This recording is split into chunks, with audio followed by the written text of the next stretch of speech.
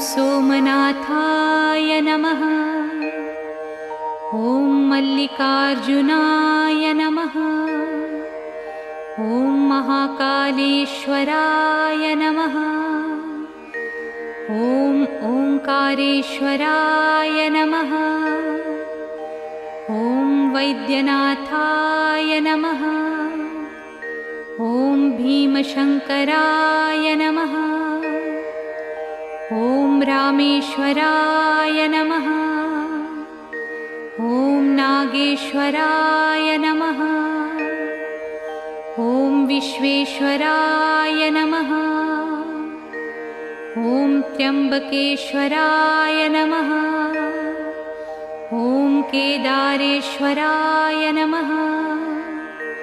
ॐ भुस्मेश्वराय नमः।